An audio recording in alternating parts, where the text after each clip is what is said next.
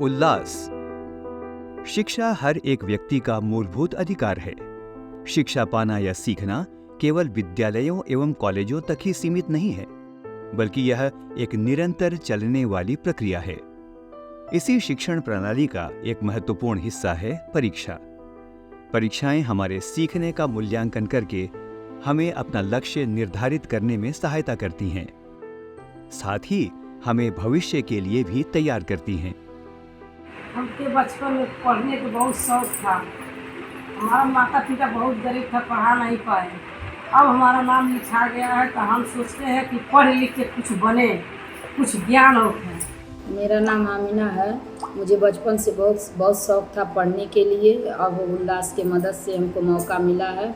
राष्ट्रीय शिक्षा नीति 2020 के अनुसार वर्ष 2030 तक 100% साक्षरता अर्जित करने का लक्ष्य निर्धारित किया गया है। इसी क्रम में भारत सरकार द्वारा प्रायोजित योजना उल्लास नव भारत साक्षरता कार्यक्रम की शुरुआत की गई है। इस योजना के अंतर्गत 15 वर्ष एवं उससे अधिक की आयु के किशोर किशोरी, पुरुष एवं महिलाएं सभी शामिल हैं।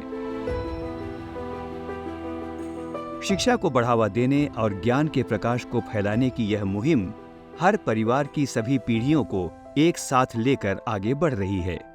उल्लास के तहत असाक्षर शिक्षार्थियों के लिए देश में प्रतिवर्ष FL-NET की परीक्षा आयोजित की जाती है। FL-NET यानी बुनियादी साक्षरता और संख्यात्मकता मूल्यांकन परीक्षण आवश्यकता आधारित मूल्यांकन है जो साल में 2 बार आयोजित किया जाता है।